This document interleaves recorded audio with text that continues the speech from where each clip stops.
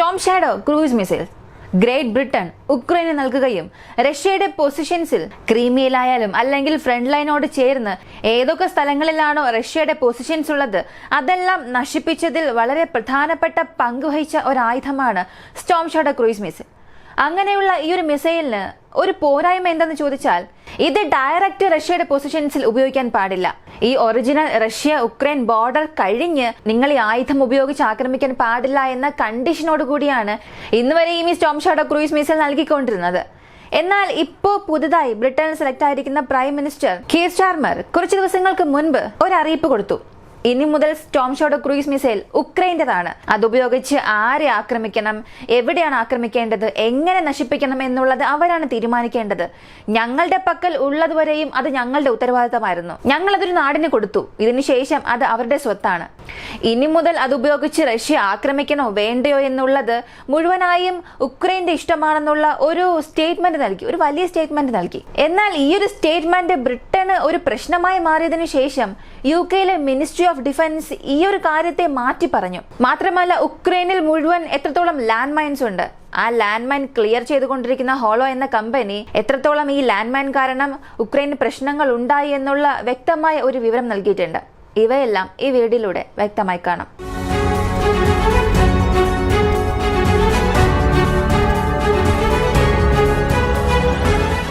ശരിയായി പറഞ്ഞാൽ ഒരാഴ്ചകൾക്ക് മുൻപ് കീർ സ്റ്റാർമറോട് പത്രപ്രവർത്തകർ ഒരു കാര്യം ചോദിച്ചു. ഈ റഷ്യ ഉക്രൈൻ യുദ്ധം എന്നത് വളരെ കാലമായി നീണ്ടുപോവുകയാണ്. ഈ നീണ്ടുകൊണ്ടുപോകുന്ന യുദ്ധത്തിൽ വളരെ പ്രധാനപ്പെട്ട സാഹചര്യമായി കാണുന്നത് F-16 കടന്നുവരവാണ്. ഈ F-16 വന്നതിന് ശേഷം അത് ഉപയോഗിച്ച് റഷ്യയുടെ ടെറിട്ടറിക്കുള്ളിൽ നിങ്ങൾ ആക്രമിക്കുന്നതിൽ ഞങ്ങൾക്ക് യാതൊരു പ്രശ്നവുമില്ല. ഞങ്ങൾ നിങ്ങൾക്ക് ഈ ഒരു ഫൈറ്റർ ജെറ്റ് തന്നു, ഇനി ഇത് നിങ്ങൾക്ക് സ്വന്തമാണ്. നിങ്ങൾ ഇത് ഉപയോഗിച്ച് റഷ്യ ആക്രമിച്ചാൽ ഞങ്ങൾക്ക് അതിൽ യാതൊരു പ്രശ്നവും ഇല്ല എന്ന് ഡെൻമാർക്ക് പറഞ്ഞല്ലോ. അതുപോലെ ചില സഹായം, പ്രധാനപ്പെട്ട ചില മിസൈൽസ് നിങ്ങൾ നിങ്ങളുടെ നാട്ടിൽ നിന്നും ഉക്രൈന് നൽകുന്നുണ്ടല്ലോ. സ്റ്റോം ഷാഡോ ആണ് ഇവിടെ ഉദ്ദേശിച്ചത്. അങ്ങനെയുള്ള ഈ മിസൈൽ ഉപയോഗിച്ച് റഷ്യ ആക്രമിക്കാനുള്ള ഒരു അനുവാദം നിങ്ങൾ എന്തുകൊണ്ട് ഉക്രൈന് നൽകിയില്ല? അങ്ങനെ ഒരു അനുവാദം നൽകിയാൽ ഉക്രൈന് നല്ല സഹായമാകുമല്ലോ. എന്തുകൊണ്ട് നിങ്ങൾ അങ്ങനെ ഒരു അനുവാദം നൽകിയില്ല എന്ന് ചോദിച്ചു. ഇതിന് പ്രൈം മിനിസ്റ്റർ ഒരു മറുപടി നൽകി. ഇത് കേട്ട മുഴുവൻ ആളുകളും ഞെട്ടുന്നു. സ്റ്റോം ഷാഡോ മിസൈൽ ഞങ്ങളാണ് നിർമ്മിച്ചത്. ഞങ്ങൾ ഫ്രാൻസ്, ജർമ്മനി ചേർന്ന് ഒരു വേരിയന്റിൽ നിർമ്മിച്ച് ഓരോ നാടുകളിലും അത് ഉപയോഗിക്കുന്നുണ്ട്. എന്നാൽ ഈ ഒരു മിസൈൽ എപ്പോഴാണോ ഉക്രൈന് നൽകിയത്, അതും ഞാൻ ഭരണത്തിൽ വന്നതിന് ശേഷം, അത് മുഴുവനായും അതിനെക്കുറിച്ചുള്ള തീരുമാനം എടുക്കേണ്ട മുഴുവൻ അവകാശവും ഞാൻ ഉക്രൈന് നൽകി. ഉക്രൈന് ഇതിനുശേഷം റഷ്യ ആക്രമിക്കണം എന്ന് വിചാരിച്ചാൽ ആക്രമിക്കാം. റഷ്യയുടെ ഡീപ് ടെറിട്ടറി, ഉക്രൈന്റെ ബോർഡർ കഴിഞ്ഞ് ഒറിജിനൽ റഷ്യയുടെ ടെറിട്ടറീസിൽ ആ ഒരു ഭാഗവും ആക്രമിക്കണമെന്നുണ്ടെങ്കിൽ അതിനുള്ള മുഴുവൻ സ്വാതന്ത്ര്യവും ഉക്രൈനുണ്ട്. ഇതിനെക്കുറിച്ചുള്ള തീരുമാനങ്ങൾ ഉക്രൈൻ തന്നെ എടുക്കും. ഞങ്ങൾക്കതിൽ യാതൊരു പ്രശ്നവും ഇല്ല എന്ന ഒരു മറുപടി പറഞ്ഞു. ഇതൊരു വലിയ കാര്യമായി മാറി. റഷ്യ ഇതിന് അതൃപ്തി അറിയിച്ചു. നിങ്ങൾ നിങ്ങളുടെ ക്രൂയിസ് മിസൈൽ ഉപയോഗിച്ച് ഞങ്ങളുടെ ടെറിട്ടറിക്കുള്ളിൽ ഒരു ആക്രമണം നടത്താൻ പറഞ്ഞ് ഉക്രൈൻ അനുവാദം നൽകി. അതിനുശേഷം നിങ്ങൾക്കും എനിക്കും പ്രശ്നം അധികമാകുമെന്ന് റഷ്യയും ഇതിനായിട്ടുള്ള ഒരു മറുപടി പറഞ്ഞു. ഉടനെ ഉക്രൈന്റെ മിനിസ്ട്രി ഓഫ് ഡിഫൻസ് ഇതിന് ഒരു മറുപടി നൽകി. അങ്ങനെ ഒന്നും തന്നെ ഇല്ല. പ്രൈം മിനിസ്റ്റർ പറഞ്ഞത് ആ ഒരു പത്രപ്രവർത്തകർ ചോദിച്ച ചോദ്യത്തിന് ആ അഭിമുഖ മനോഭാവത്തിൽ പറഞ്ഞ മറുപടിയാണ്. ഉക്രൈൻ ആയുധങ്ങൾ കൊടുക്കുന്നത് കൊണ്ട് ഞങ്ങൾക്ക് യാതൊരു പ്രശ്നവുമില്ല, റഷ്യ ആക്രമിക്കുന്നതിലും ഞങ്ങൾക്ക് യാതൊരു പ്രശ്നവും ഇല്ല എന്ന് പ്രൈം മിനിസ്റ്റർ പറഞ്ഞു. പക്ഷേ അങ്ങനെയൊന്നുമല്ല. ഞങ്ങൾ ഇന്ന് വരെയും ആ കണ്ടീഷൻ ഒന്നും മറന്നിട്ടില്ല. റഷ്യയുമായി ഒരു നേരിട്ട് യുദ്ധം തുടങ്ങണമെന്ന് എന്നും ബ്രിട്ടൻ ആഗ്രഹിച്ചിട്ടേയില്ല. അതുകൊണ്ടാണ് ഈ ഒരു മിസൈൽസ് ഉപയോഗിക്കാൻ ഉക്രൈന് ഒരു നിബന്ധനയോടുകൂടി നൽകിയത്. ഒരുപക്ഷെ ഭാവിയിൽ ഈ പ്രശ്നങ്ങൾ അല്ലെങ്കിൽ ഇത് സംബന്ധിക്കുന്ന തീരുമാനങ്ങൾ മാറാം. ഇപ്പോ ഉക്രൈന് ഈ മിസൈൽ ഉപയോഗിച്ച് റഷ്യ ആക്രമിക്കാൻ അദ്ദേഹം പറഞ്ഞ അഭിപ്രായം അദ്ദേഹത്തിന്റെ മാത്രം അഭിപ്രായമാണ്. അതിനും UK മിനിസ്ട്രി ഓഫ് ഡിഫൻസിനും അല്ലെങ്കിൽ മുഴുവൻ UK തീരുമാനത്തിനും യാതൊരു ബന്ധവുമില്ല. അത് അദ്ദേഹത്തിന്റെ മാത്രം അഭിപ്രായമാണെന്ന് പറഞ്ഞു. ഇങ്ങനെ പ്രൈം മിനിസ്റ്റർ പറഞ്ഞ ആ ഒരു സ്റ്റേറ്റ്മെന്റിനെ മുഴുവനായും മാറ്റി പറഞ്ഞു. അങ്ങനെ പറയാൻ ഒരു കാരണവുമുണ്ട്. പ്രൈം മിനിസ്റ്റർ വിചാരിച്ചാൽ മാത്രമല്ല, മിനിസ്ട്രി ഓഫ് ഡിഫൻസിന്റെ അനുവാദം ഉണ്ടെങ്കിൽ മാത്രമേ ഉക്രൈന് ആ ഒരു മിസൈൽ ഉപയോഗിക്കാനുള്ള അംഗീകാരം ലഭിക്കുകയുള്ളൂ. ഇതെല്ലാം ഒരു ഭാഗത്ത് പോകുമ്പോൾ ഹോളോ ട്രസ്റ്റ് എന്ന കമ്പനി, ഇവർ ലോകം മുഴുവനിലും ഏതൊക്കെ സ്ഥലങ്ങളിലാണോ ലാൻഡ് മൈൻസ് ഉള്ളത് ആ നാടുകളിൽ ചെന്ന് അവിടെയുള്ള ലാൻഡ് മൈൻസിനെ മാറ്റുന്നതിൽ വളരെ പ്രധാനപ്പെട്ട ഒരു കമ്പനി എന്ന് പറയാം. ഇവർ ചെയ്തത് ഇപ്പോൾ ഉക്രൈന്റെ ഈ അവസ്ഥ നിരീക്ഷിച്ച് ഒരു റിപ്പോർട്ട് കൊടുത്തു. കാരണം ഉക്രൈന്റെ ഒരുപാട് സ്ഥലങ്ങളിൽ ഇവർ ചേർന്നാണ് അവിടെയുള്ള ലാൻഡ് മൈൻസിനെ മാറ്റിയത്. ഉക്രൈന്റെ ഭൂമിയിൽ 30% മനുഷ്യന് കാലടി വയ്ക്കാൻ തന്നെ അപകടകരമായ സാഹചര്യത്തിലാണ് ഉള്ളത്. 30% എന്ന് പറയുമ്പോൾ ഉക്രൈൻ ഒരു വലിയ നാടാണ്, യൂറോപ്യൻ യൂണിയനിൽ തന്നെ ഒരു വലിയ നാടാണ്. എത്രത്തോളമാണ് ഈ 30% വരിക എന്ന് ചോദിച്ചാൽ അമേരിക്കയിലെ ഫ്ലോറിഡ, ആ ഫ്ലോറിഡയെക്കാട്ടിലും 1.5 മടങ്ങ്.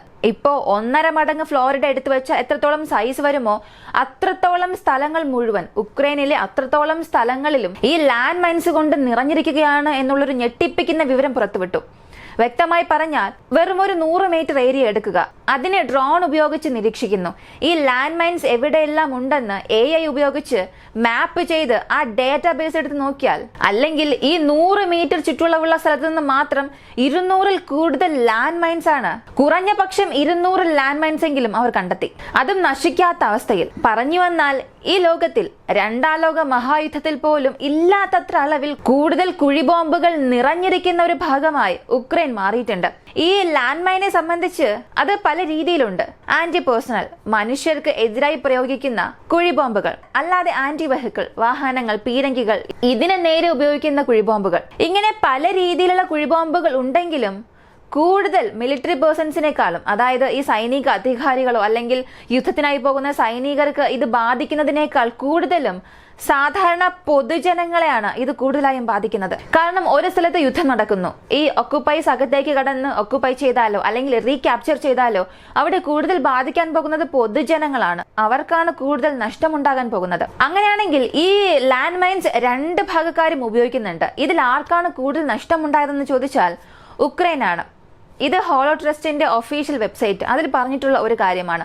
ഇത് നോക്കിയാൽ നിങ്ങൾക്ക് മനസ്സിലാകും. ഉക്രൈൻ കൗണ്ടർ ഒഫൻസീവ് ചെയ്തപ്പോൾ റഷ്യ മുൻപ് ഒക്കുപ്പൈ ചെയ്തു വെച്ചിരുന്ന ടെറിട്ടറിയിൽ അവർ ഡിഫൻസീവ് ലൈൻ ഇട്ടിരുന്നു, ഡ്രാഗൺ ടീത്ത്, അതിനുശേഷം ലാൻഡ് മൈൻസ്, ഇങ്ങനെ ടാങ്കിനെതിരെയും അകത്തേക്ക് വരുന്ന ആളുകൾക്കെതിരെയും ഒരു വലിയ ഡിഫൻസീവ് ലൈൻ സെറ്റ് ചെയ്തിരുന്നു.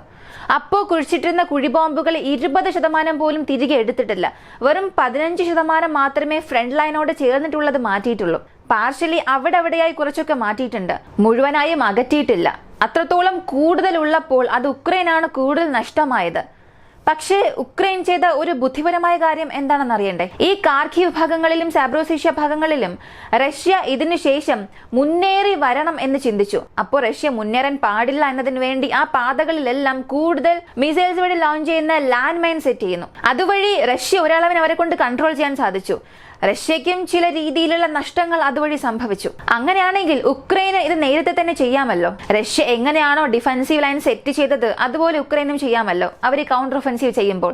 എന്തുകൊണ്ട് ചെയ്തില്ല എന്ന് ചോദിച്ചാൽ അതിന് കാരണം ഉക്രൈന്റെ ഒരു പകൽക്കനവാണ്. ഉക്രൈൻ ഈ കൗണ്ടർ ഒഫൻസീവ് തുടങ്ങിയപ്പോൾ എങ്ങനെയായാലും ഞങ്ങൾ ജയിക്കും, അകത്തേക്ക് പോയാൽ ഞങ്ങൾ ജയിച്ചു മാത്രമേ തിരികെ പുറത്തേക്ക് വരികയുള്ളൂ, അതിനാൽ ഇതൊന്നും ആവശ്യമേ ഇല്ല എന്നുള്ള ഒരു തെറ്റിദ്ധാരണ കാരണം, ഒരു ഓവർ കോൺഫിഡൻസ് കാരണം ആ ലാൻഡ് മൈൻസ് അവിടെ സെറ്റ് ചെയ്യണമെന്ന കാര്യമേ ഓർത്തില്ല. വീണ്ടും റഷ്യ ആക്രമിക്കാൻ തുടങ്ങിയപ്പോൾ ഇതിനുശേഷം കൗണ്ടർ ഒഫൻസീവിൽ മുന്നേറാൻ കഴിയില്ല എന്ന് അറിഞ്ഞതിന് ശേഷമാണ് കാർഖീവിലും സാബ്രോസിഷ്യ റീജിയണിലും ഈ കൂടുതൽ കുഴിബോംബുകൾ ഉപയോഗിക്കാൻ തുടങ്ങിയത്.